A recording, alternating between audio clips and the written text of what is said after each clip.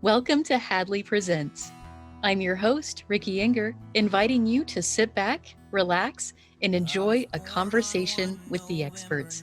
In this episode, songwriter JP Williams joins us to share his story. Welcome to the show, JP. How are you? I'm great, Ricky. Good to be here. I'm so glad that you could join us. Douglas Walker, who does our Apple videos, actually got me in touch with you, and I'm so grateful for that. So, before we jump into your story, which is truly a fascinating and inspiring story indeed, I want to learn just a little about who you are and kind of what you do. Well, I currently live in Nashville, Tennessee. I have a wife and 3 dogs. Moved here in 2006 to pursue a career in songwriting. I was commuting on a regular basis from the Atlanta area for a while, and then just made the move and came to town. And it's been an adventure for sure. The music business is definitely an interesting industry to get into, but I wouldn't trade it for the world. It's the experiences that I've gotten to have and the people that I've met along the way. It's been a ride. So, I don't know that you've ever had perfect sight, right? And I think you're totally blind right now. I had limited vision only in my left eye up to the age of 10. The vision in that eye started to fade.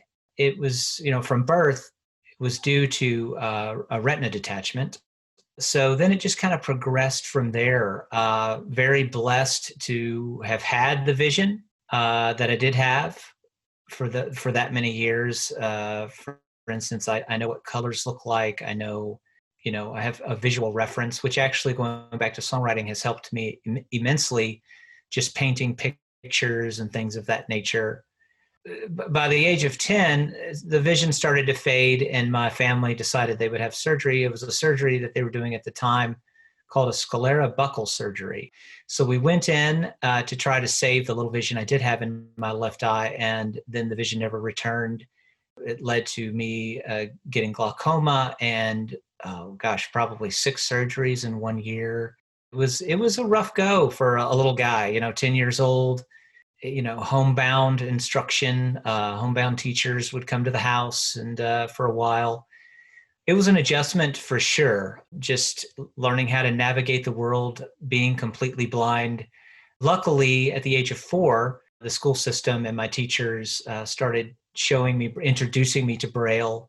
So I started reading Braille at 4, which was a great help after becoming completely blind and not being able to rely on large print anymore. I was in the public school system, and being the only blind guy in school, how do you navigate that, in the world when you're the only one in the room? Around the age of 17, we realized, oh wow, I don't have any credits to go to college. After my junior year, no one had told my parents, myself at the time, you're just going to get a certificate of attendance, so it was like, well, and keep in mind, this is back in 93. And so hopefully things have changed and gotten better since then. But I was kind of one of those kids that just sort of fell through the cracks. And so after my junior year, we had a heart to heart with my parents and just like, what do we do? Want to go to college. We agreed that I would spend 2 years at the Tennessee School for the Blind, and I just hunkered down and got all the credits I needed, right under the wire to attend college. And I'm so thankful for the Tennessee School for the Blind for working with me and giving me that opportunity. Did you know going into college exactly what it was that you wanted to study? Did you have kind of a thing that you had thought about since you were very young and thought, I'm going to go to college and learn this thing? Well, and when it goes back to music, I was introduced to music around the age of 14, 15, started playing guitar and singing, at our high school talent shows and all that kind of stuff, and would get affirmation. When you're a kid, you're trying to figure out what you're good at. And it wasn't sports for me. I wasn't much of a sports guy. I enjoyed exercising. I enjoyed fitness, still do to this day, but I was definitely not going to be a swim star or a track star. A lot of blind people get into wrestling, and I tried that, and that I failed at that miserably. That just didn't go well at all. So I was just always more interested in music and the relationship with words and melody. Getting into college, it was sort of a natural gravitation that I had towards a music major, which is what I ended up majoring in and was able to go on and graduate. Can you remember the first time that you weren't playing and learning someone else's songs? Like the first time you wrote your own stuff? What was that like?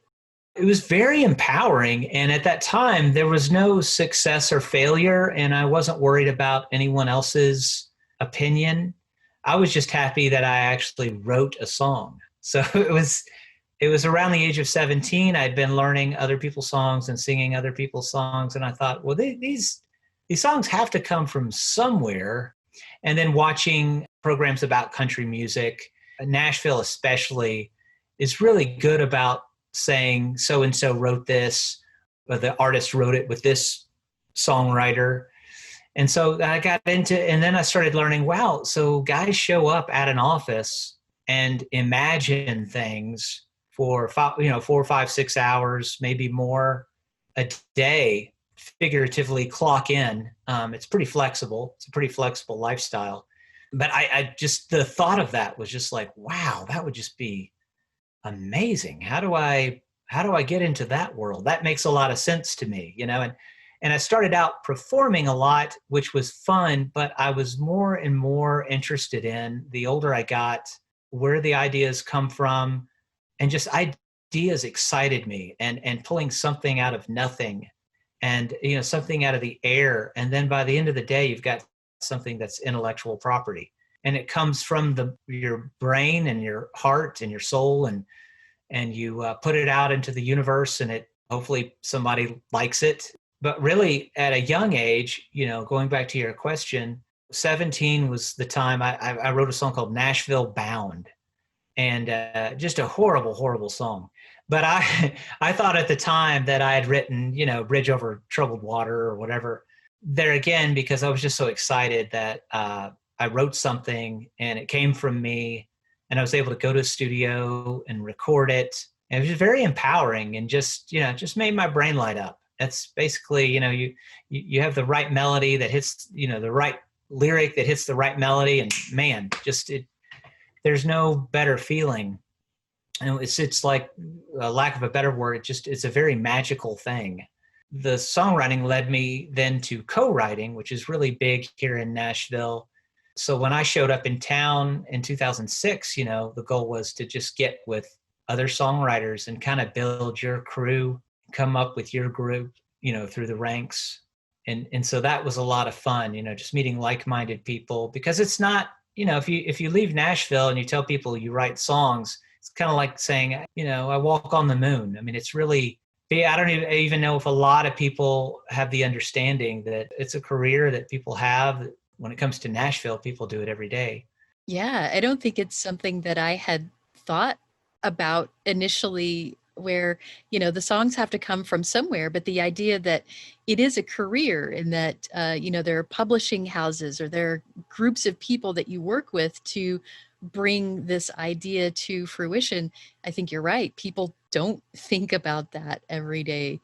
So how did you get from being in college, being a music major, to then having an actual career and belonging to a group who does this for a living? So I played in a lot of bands through my 20s, a lot of bars and coffee houses and churches, and just, wherever anybody would let me play, in a lot of different configurations. I went on, in my late 20s, went on a college tour in the Mid-Atlantic, Mid-America regions, and played a lot of, up in Pennsylvania, and driving, me and a buddy of mine I was on a co-tour with, he was doing the driving, obviously. And we were in this Jeep with over 200,000 miles, and it was just, going like 20 miles an hour down the highway, and it's like in the middle of this blizzard, and I'm sitting there thinking, well, this isn't what I thought it would be, but I wouldn't trade it for the world, that experience. And then I was also teaching at a music store out of Atlanta, And in the midst of all that and gigging around Atlanta, I would take a Greyhound bus. I would just get on a bus and come to Nashville and get a hotel room. And just in the hopes that I could just, I call it intelligent ignorance. I just didn't know any better, but I just thought, man, I gotta jump in, and there's no other way to start but then, just jump in the water and then learn how to swim, basically. And I would get a hotel room, made a few contacts with some publishers, and then they would start setting me up with their writers here and there to co-write and all that good stuff. And then in 2006, it was just my life opened up, a relationship that didn't work out. And I thought, well, this is my time to go give it a shot. If I don't go now, when will I ever? So I just made the move and just started making the rounds and trying to figure it out. And there's really no roadmap. If you want to be a doctor, you go to medical school, then you become a doctor. It's sort of ABC steps, and there you are. With music, there's absolutely no guarantees that anything's going to happen. But I thought, worst case scenario, I'm going to find out and get my answer. I thought, I'd rather come and fail than stay where I was and for the rest of my life go, I wonder what I could have accomplished. So being here in town, just started making the rounds, landed on a publishing deal. Folks said, hey, we'll pay you to write some songs. Said, hey, we'll sign you and let's go. Let's see what we can do.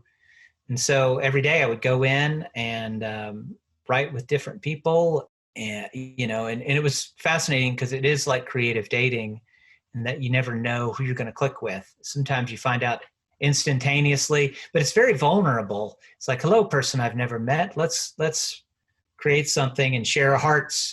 But so it was really just a really great experience, and everything I learned about the business, and that's always changing, especially now with the internet and how people listen to music with streaming. I mean, it's in the last 15 years, it's like a whole new world. Just co-writing with a lot of different people, and learn very quickly that the curtain is always rolled back, and it's 50% positive and 50% negative, no matter what you do in life. And I don't know if you've ever arrived. And that's always what I tell people. It's like, if you have a dream, pursue it, but you can't escape being human, and you can't escape the human experience. And it's always going to be 50-50. And so I wrote for that company for 7 years. And then my contract ended in 2018, I believe. Yeah. I was working actually part-time for a large tech company while I had my deal. I'd go in, work the really, really early shift in customer service, social media customer service. And then I would run to Music Row after that. So I was working part-time for them. So when my contract ended, I started working full-time for that tech company. And I thought, you know what? I gave it my all. I gave it my everything. I had a few cuts. Like I had a gospel #1, and then I had Kanan Smith, who's an artist on Universal, cut a song. And so I thought, I had some success and with some Canadian artists and things of that nature, but I'm just going to lay it down. I've got to lay it down, for my own mental health. So I put the guitar in the closet, and then wouldn't you know, 6 months later, a song that I co-wrote with Jimmie Allen, who's the artist, a song called Best Shot. We wrote it with another co-writing friend of mine, Josh London, went to #1. And it was a 3-week #1, and which hadn't happened since, probably over a decade ago is, I think, the last time that happened. And so it was just like, what? This is wild. But I was just working my customer service job, and I remember sitting at my desk downtown Nashville, and my buddies texted me, hey, it's climbing the charts. And I'm like, wow, I didn't imagine it would go like this. I didn't imagine life. I pictured it differently in my head. And so you're never sure which of these things is going to be the success. When have you arrived? And no idea. Like, I'm sure that every song you wrote has a special place in your heart, and you had some pride for each of them. Was it a surprise that it was this one, or was it just in the way that it happened? And when it was completely out of the blue and completely unexpected, that was, that was the surreal bit? I think it was sort of I kind of had to deal with it a little bit, like, wow, and it is true that the longer you live, the more you realize life rarely goes the way we thought it would go. We rarely get everything we want in life. I mean, that's just, that's just the way it is.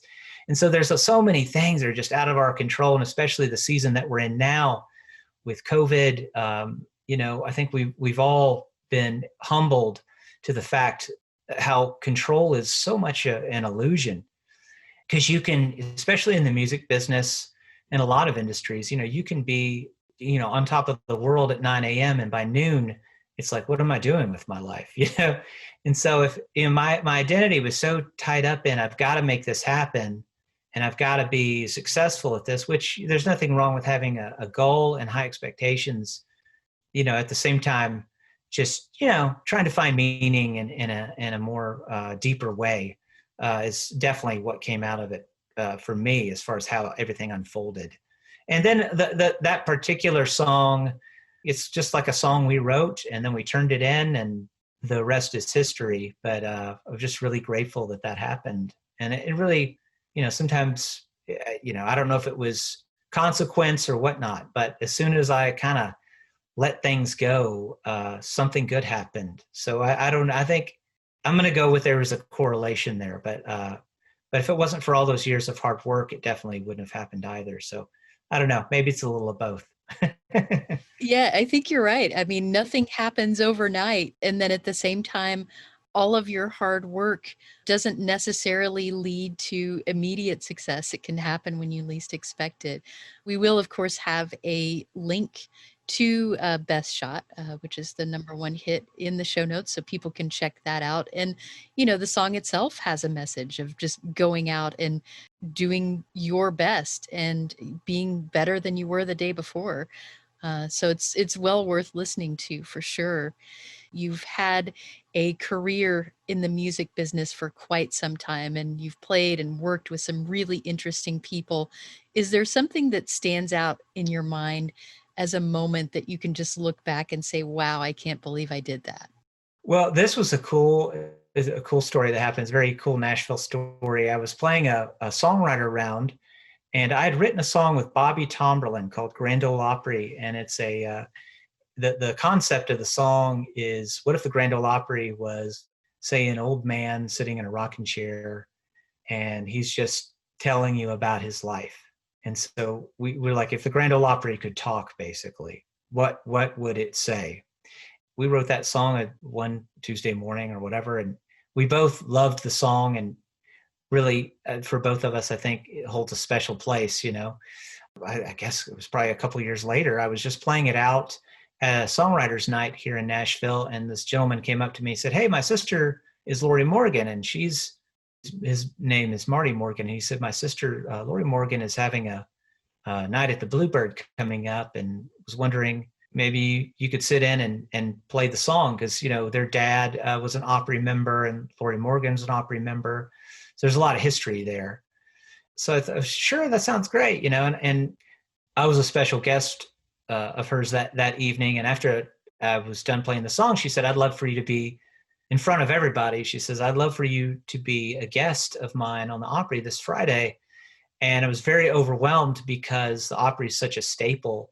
And I mean, who doesn't dream of that happening? Right? If you know country music and you're a kid and you pick up the guitar, it's like, one day I'm going to play the Grand Ole Opry, So I said, well, of course. I said, well, that would be amazing. But at the same time, I have been in the industry long enough that it's not that I don't think people are sincere. I just think a lot of things happen. Variables are crazy.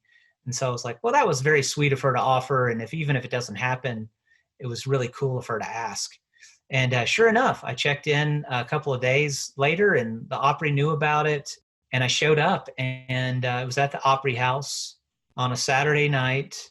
Myself and my wife, we walked in the back door and checked in and got to hang out backstage and meet the guys in Old Crow. Gosh, I mean, it was just crazy. And all the memorabilia on the walls of little Jimmy Dickens and Ernest Tubb. And it was just amazing. And I kept taking snapshots in my head the whole time. because I thought, the odds of getting here are so slim. Odds of actually getting to play a song on the Opry. I just couldn't believe it, and it just happened, just bing bang boom, so easily. And so from the Ryman, they carved out part of the stage and put it at the Opry House, because half the year they have it at the Opry House, and the other half they have it the Opry at the Ryman. So I was at the Opry House, and everybody wants to sing in the circle where they put that wood, and I got to sit there, just me and the guitar, no band, no anything, and sing a song about the Grand Ole Opry on the Opry. It was just a tremendous experience. It was just like, am I really doing this? This is crazy, And it was on WSM AM, which is online, and then their frequency is so wide. And it was crazy because when I was done and we got to hang out, and we hung out for a while afterwards. We went back out to the car and turned on the Opry. It was like, I was just in there, it just felt weird. Like it was the Opry's its own little world, that has it, and it appears like it hasn't been tampered with. It's something that started in 1925, and just, it seems so pure, like it's that one constant. A lot of things change in the industry, but that's, the Opry is still there.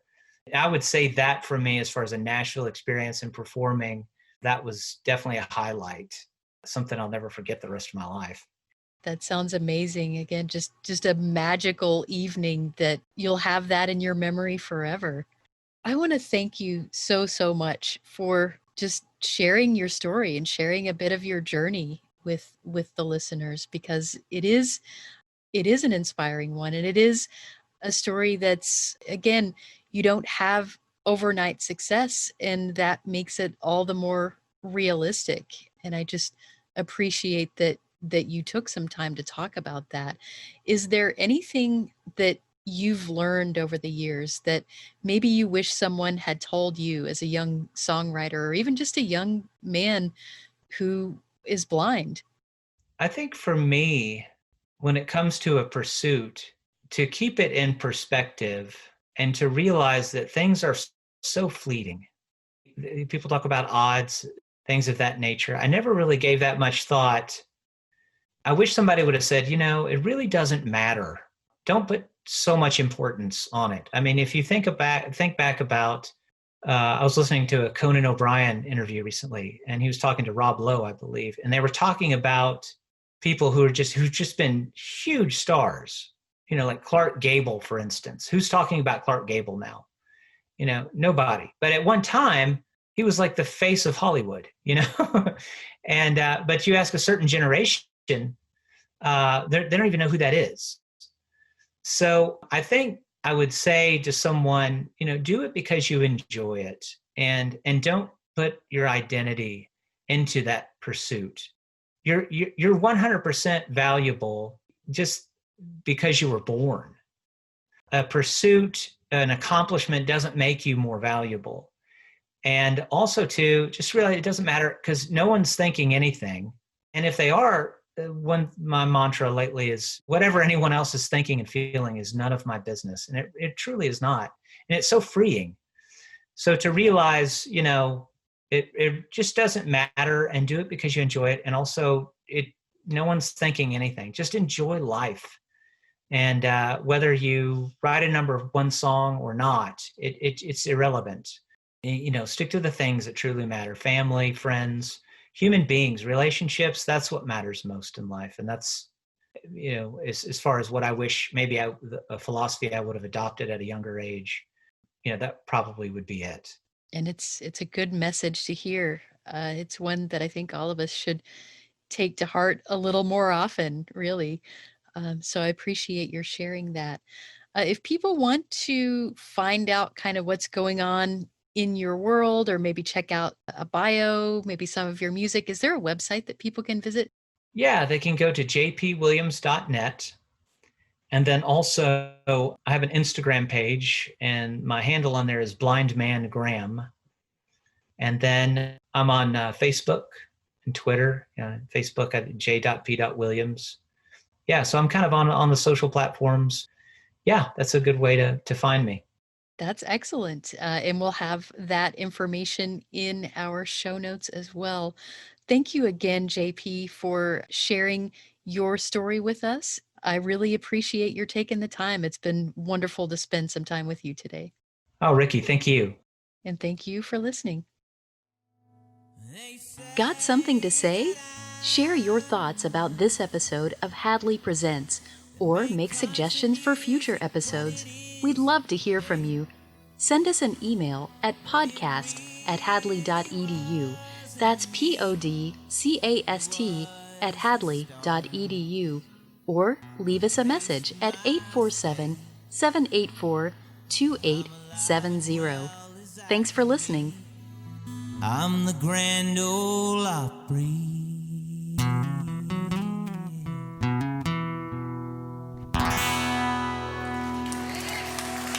Thank you. Thank you.